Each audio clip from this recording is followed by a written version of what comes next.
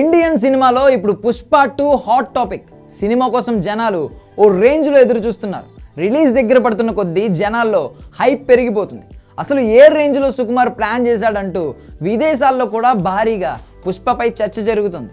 గతంలో ఏ సినిమాకు ఈ రేంజ్లో క్రేజ్ లేదు.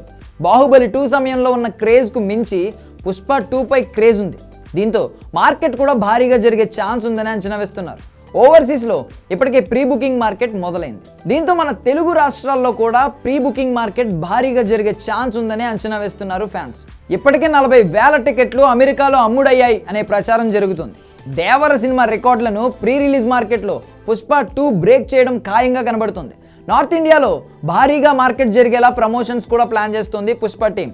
మొత్తం 7 రాష్ట్రాల్లో ప్రీ బుకింగ్ మార్కెట్ భారీగా జరిగేలా స్కెచ్ గీశారు నిర్మాతలు.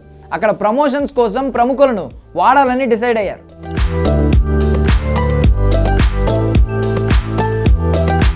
బాలీవుడ్లో కూడా సినిమాపై భారీ అంచనాలతో ఉండడంతో అక్కడి స్టార్ హీరోలతో ప్రమోషన్ చేయించేలా రెడీ అయ్యారు.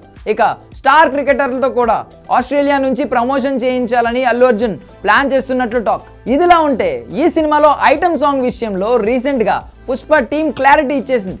ఎప్పుడు ఫినిష్ చేస్తారు ఇంకా అంటూ ఫ్యాన్స్ ఫైర్ అవుతున్న టైంలో శ్రీలీలతో ఐటమ్ సాంగ్ను కంప్లీట్ చేయడానికి ఒప్పందం చేసుకున్నారు నిర్మాతలు.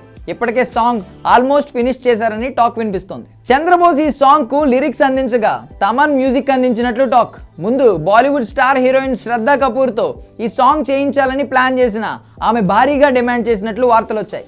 అందుకనే శ్రీలీలతో సాంగ్ కంప్లీట్ చేశారు. ఇందుకోసం శ్రీలీల 2 కోట్లు తీసుకుంది. శ్రద్ధ అయితే ఏకంగా 7 కోట్ల వరకు డిమాండ్ చేసింది. దీంతో మరో ఆలోచన లేకుండా ఆమెను పక్కన పెట్టారు నిర్మాతలు. త్వరలోనే సాంగ్ ప్రోమో కూడా రిలీజ్ అయ్యే ఛాన్స్ కనిపిస్తుంది.